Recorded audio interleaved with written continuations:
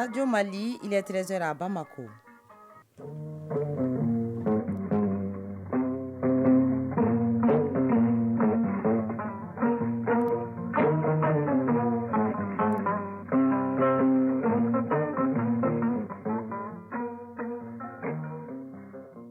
Le journal Tenemba Mounikata. Bienvenue à la deuxième édition de Mali Actualité. Les forces armées maliennes ne baissent pas la garde. Malgré un mois de juin relativement calme au plan sécuritaire, elles ont continué à accompagner les activités de développement sur plusieurs plans et veiller sur le pays. Mopti, capitale de la Biennale artistique et culturelle édition 2023. L'événement se poursuit avec au programme notamment des conférences et en marge des représentations une activité économique intense.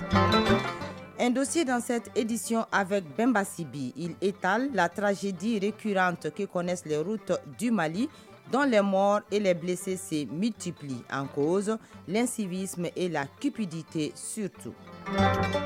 Sport avec Isaac Tenou, football, remise du drapeau national aux équipes des moins de 16 et 19 ans.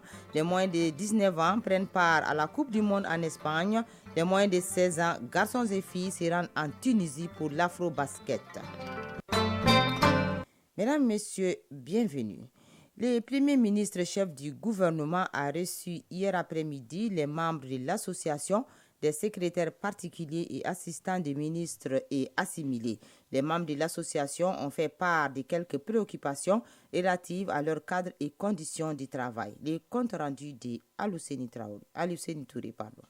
Sans être un syndicat, l'association des secrétaires particuliers et assistants de ministres et assimilés a évoqué devant le chef du gouvernement quelques difficultés liées au travail en tant que proche collaborateur des ministres. Massama Sidibé, président de l'ASPAMA Mali. Nous avons parlé des frais de mission. Étant membre de cabinet à part entière, nous sommes les seuls dont les frais de mission à l'extérieur ou bien même à l'intérieur à assimiler à autres agents. En réponse, le Premier ministre a trouvé juste la démarche des secrétaires particuliers et a promis d'œuvrer à la satisfaction de ces doléances jugées légitimes. Dr Shogel Kokala Maïga, Premier ministre. Vous avez un rôle éminent à jouer dans le fonctionnement de l'administration, dans la réussite ou non des ministres. Et s'il est dans l'erreur, selon votre avis, entre vous, il faut le lui dire très amicalement. Sinon, certains pensent que le secrétaire, c'est seulement dactylographier. C'est beaucoup plus que ça. Peut-être dactylographier, c'est 60% de sa mission, mais tout le reste, elle est d'ordre moral, d'éthique et de confiance. Et ça ne se mesure pas. Ce n'est pas quantitatif, ça c'est qualitatif.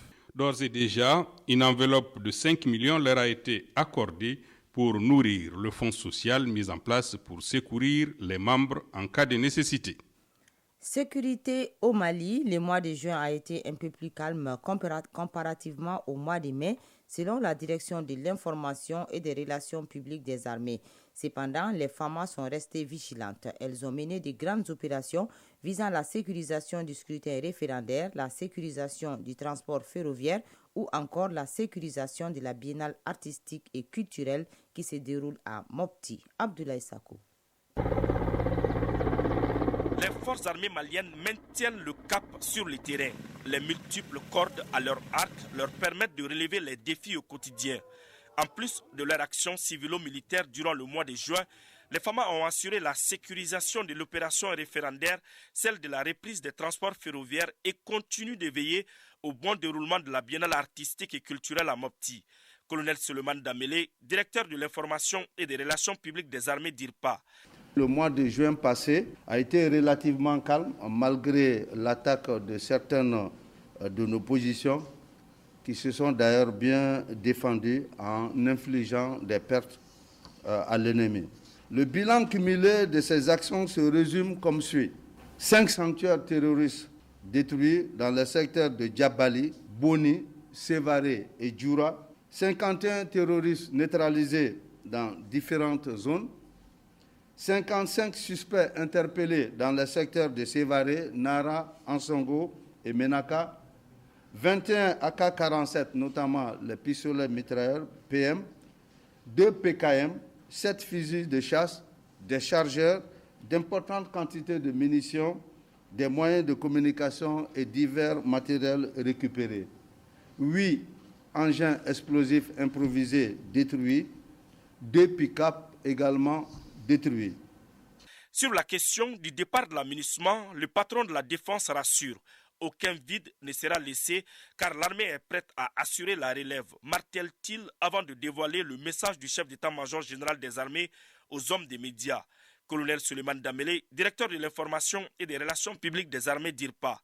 Premièrement, le chef d'état-major général des armées a instruit aux éléments des forces de défense et de sécurité de ne pas en aucun moment poser des actes ou tenir des propos désobligeants vis-à-vis de la mission et de ses personnels.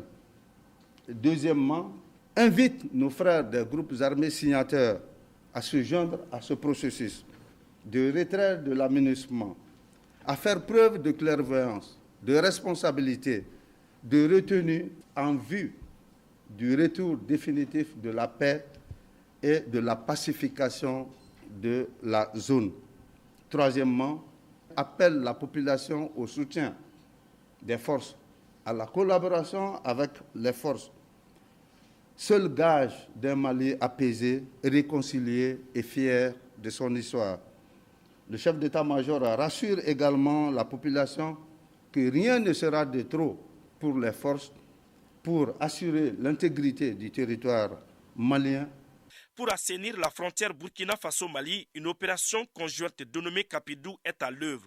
Avant de prendre congé des journalistes, le colonel Damele a exposé quelques activités menées au niveau du département de la Défense et de l'état-major général des armées.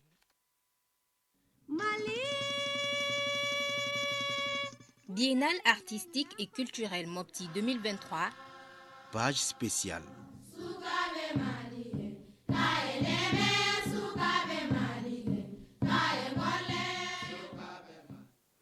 Dans le cadre des activités de la Biennale artistique et culturelle édition 2023, un panel regroupant les acteurs culturels a été organisé. Les précisions avec Boubacar Sankaré.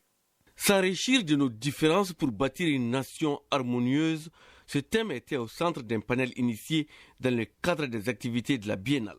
Nohanso, conseiller technique au ministère en charge de la refondation, panéliste. La Biennale, c'est le brassage culturel. Comment s'enrichir de nos différences?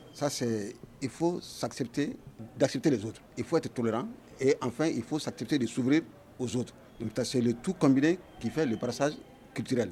Donc, la symbiose culturelle entre les différentes ethnies du Mali. Donc, la Biennale artistique et culturelle est le créneau propice pour cela.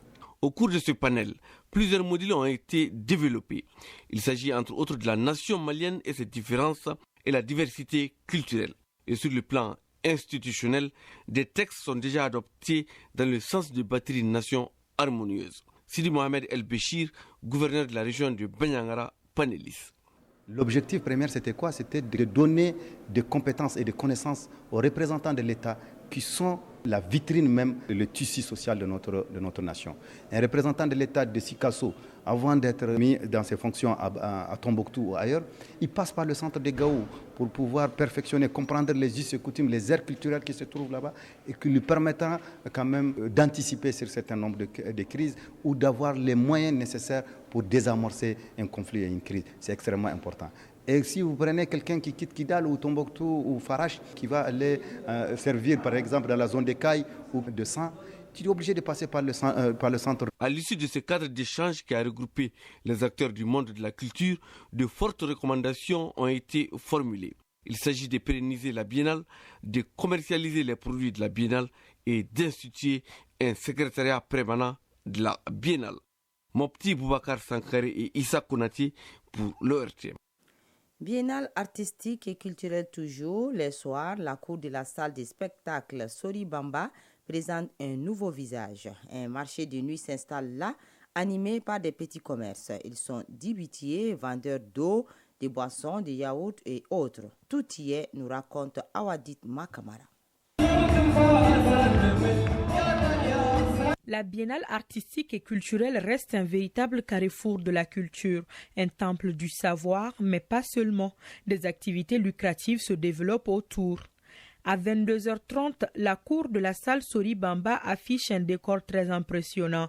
Un commerce florissant s'est installé le temps de la compétition des troupes régionales. Soudain, trempée de sueur, Fanta, 17 ans, traverse l'entrée du site.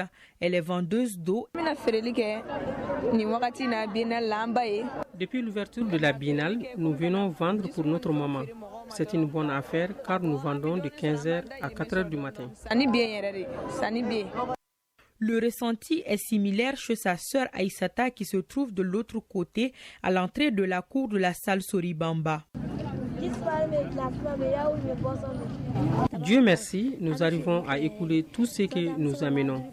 Les recettes vont de 20 000 à 25 000 francs CFA par jour. Les clients achètent un peu de tout. Ils sont nombreux, ces petits commerçants, à l'image des sœurs Babi, à vendre tous les soirs la totalité de leurs marchandises sur le site de la Biennale. Amadi Diallo, boutiquier. J'ai délocalisé mon commerce devant le site car il y a beaucoup de personnes. Dieu merci, tout se passe bien. Je suis là de 21h à 4h. Aïssata Sissé, vendeuse de yaourt. Je vendais à Bargundaga, mais depuis l'ouverture, je suis ici. En plus de la vente, je vois des gens que j'avais perdus de vue et les différents accoutrements de mon pays. Aboubakar Maïga, Dibitier. J'ai quitté le quartier Bafon pour ici. Dieu merci, je tiens bon. Le marché est très florissant. Vraiment, marché bien. Rachel Traoré, vendeuse d'Atcheke. On quitte à Sévaré pour venir à Mokti. Comme ça nous intéresse, c'est pour cela qu'on est venu vendre. Mais quand même, on remercie mon Dieu. Ce n'est pas tout. Outre le petit commerce, le transport nocturne s'intensifie. La biennale artistique et culturelle a-t-elle augmenté les capitaux ou pas? En tout cas, ici à Mopti, on ne dira pas le contraire. Awadit Makamara et Suleiman Tepsoye avec la collaboration de la station régionale de Mopti. Biennale artistique et culturelle Mopti 2023. Page spéciale.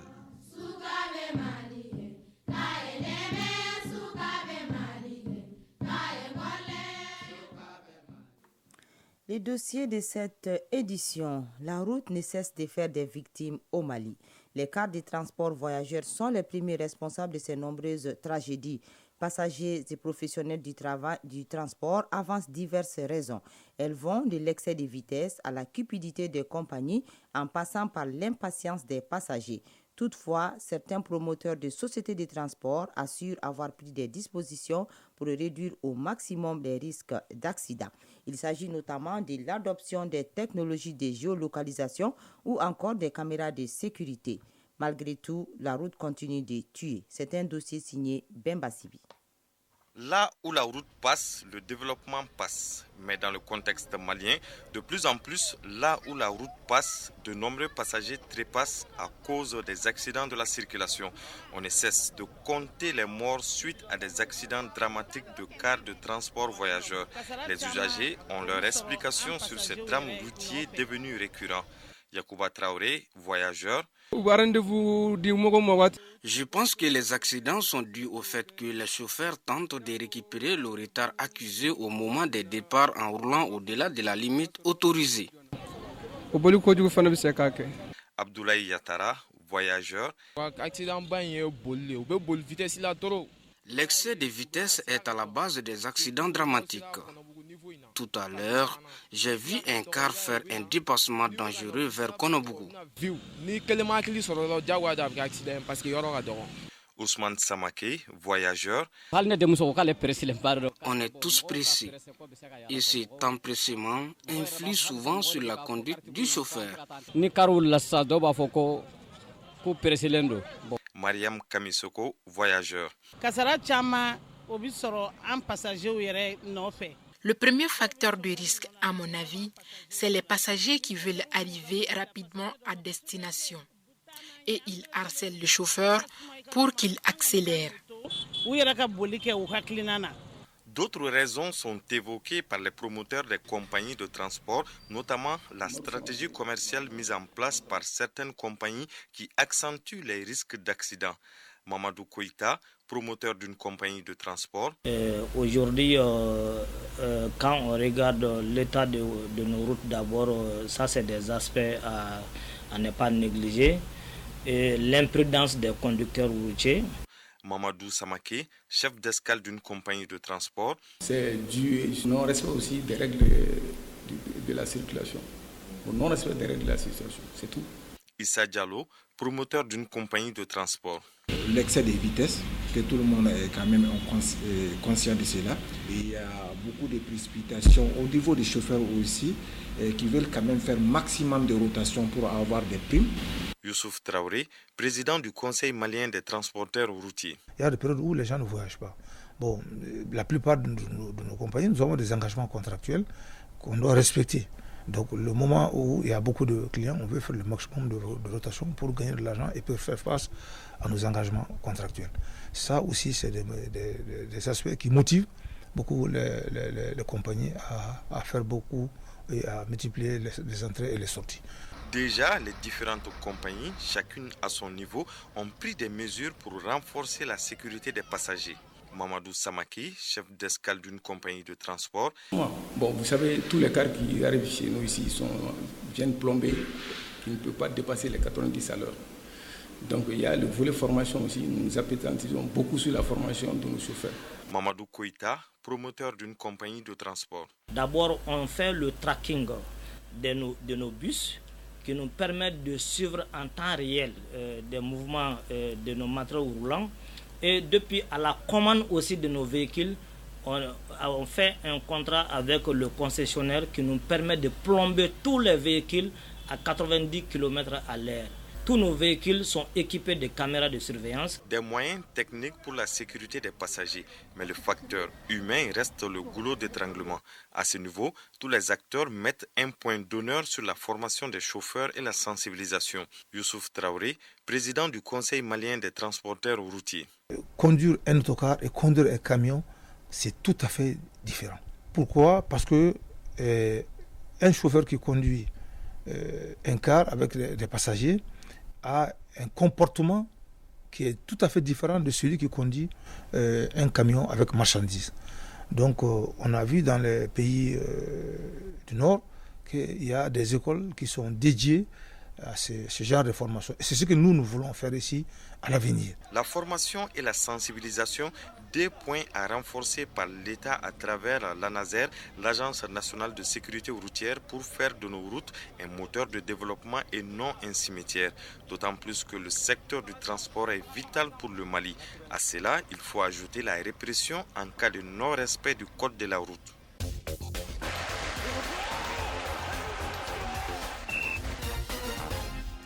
– 13h18, page sport. Basketball, les équipes des moins de 16 et 19 ans ont reçu les drapeaux du Mali. Les moins de 19 ans se déplacent pour la Coupe du Monde en Espagne, pendant que les moins de 16 ans, garçons et filles, se rendent en Tunisie pour l'Afro-Basket. Football féminin, éliminatoire des Jeux Olympiques Paris 2024, les Aigles dames affrontent les étalons du Burkina Faso aujourd'hui. Toujours en football, tournoi de montée en Ligue 1. Chez les messieurs, l'Union sportive de Bougouba, USBO et ATS de Koro accèdent à la première division. Le résumé de l'actualité sportive avec Isaac Thioune. Tournoi de montée en première division. Les qualifiés sont désormais connus. Il s'agit de l'US Bougouba dans la poule de Kai et ATS de Koro dans la poule de Gaou. L'Union sportive de Bougouba retrouve la première division après un bref passage lors de la saison 2021-2022 grâce à sa victoire 2-0 devant Alençon de Koutiala. L'Union sportive de Bougouba a donc réalisé un parcours sans faute. 3 matchs, 3 victoires et termine en tête de la poule A à une journée du terme. Dans la poule B basée à Gao, ATS de Koro accède à la Ligue 1 après 3 succès également. Avec 9 points, ATS de Koro, le représentant de la Ligue de Mopti, jouera en première division pour la première fois de son histoire. En ce qui concerne la montée chez les femmes, on connaît également l'identité des deux équipes qualifiées pour l'élite du football féminin la saison prochaine. Il s'agit du Salamagna de Kati et Trias 200. Restons dans le football de dames pour dire que l'équipe nationale féminine est au Bénin pour affronter le Burkina Faso demain mercredi à partir de 16h. Cette rencontre s'inscrit pour le compte du match aller des éliminatoires des Jeux Olympiques Paris 2024. Basketball, remise de drapeau aux équipes de jeunes qui s'envolent pour la Tunisie et l'Espagne. Les moins de 19 ans filles iront en Espagne pour la Coupe du Monde. Les garçons et les filles de moins de 16 ans sont en route pour l'Afro-Basket en Tunisie. Le ministre a remis le drapeau aux jeunes au nom du président de la transition et du peuple tout entier. En remettant le drapeau, le ministre en charge des sports a demandé à chaque membre de la délégation d'être de bons ambassadeurs du Mali. Abdul Kassim Ibrahim Fomba est au micro de Mohamed Namaketa. Il faut que vous croyiez en vous. Et je sais que vous pouvez le faire. Vous avez une volonté et aujourd'hui nous sommes dans un pays où nous avons des vaillants guerriers. Vous êtes des guerrières pour nous. Vous devez vous battre pour ça. Lorsque on quitte le Mali, c'est que vous n'êtes plus vous. Ce n'est plus vous en tant que joueur. Vous devenez le Mali tout entier. Donc tous vos gestes, tous vos comportements, tout ce que vous allez dire va être scruté par tout le monde. Et tout ce que vous allez poser comme acte, ce ne sera pas vous qui l'avez posé. On va dire que c'est le Mali qui l'a posé. Donc faites très attention. Pour rappel, les filles sont championnes d'Afrique de l'Afro-Basket des moins de 16 ans et les garçons vice-champions. Et puis, la FIFA a levé la suspension du Zimbabwe. Hier, le ministre zimbabwéen des Sports a animé une conférence de presse pour annoncer la nouvelle. Le pays a été suspendu par la FIFA en février 2022 suite à une ingérence du gouvernement dans la gestion de la Fédération zimbabwéenne de football. Chronique de l'environnement. Les produits de la ruche dans la chronique de l'environnement, il s'agit surtout de leur utilisation et de leurs vertus.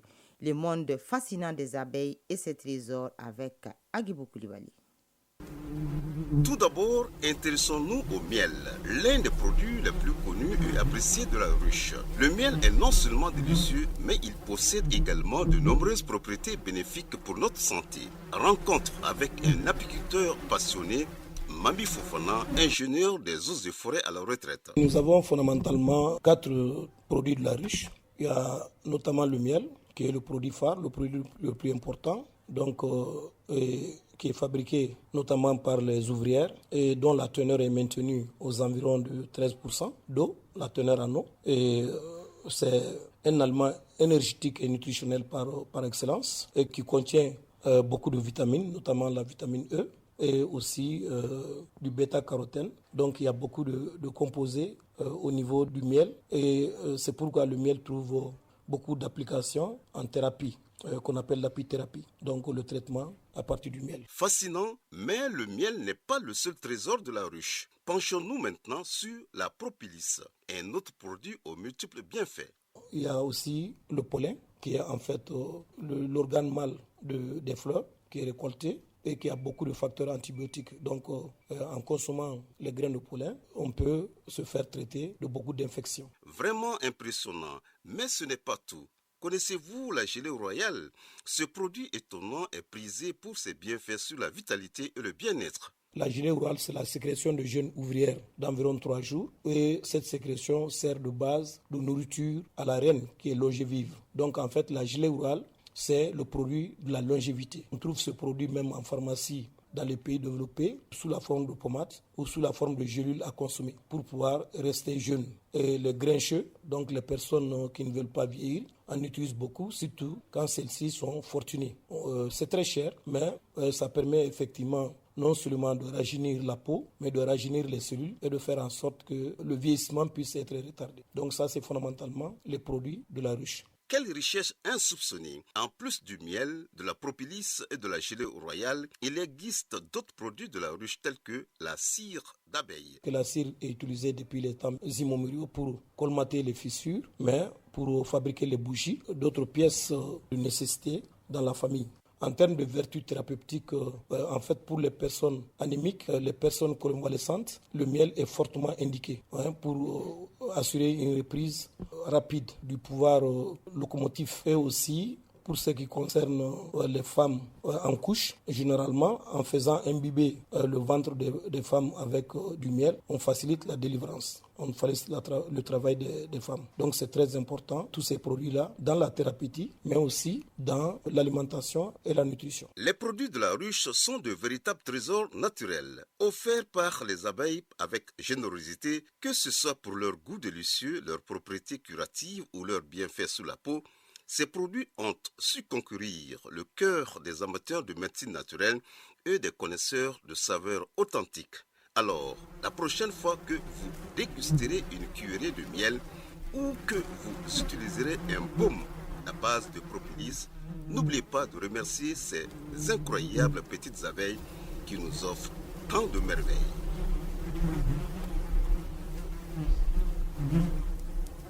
Merci Agibou Koulibaly et c'est ce qui met fin à cette édition présentée par Teneba Monikata.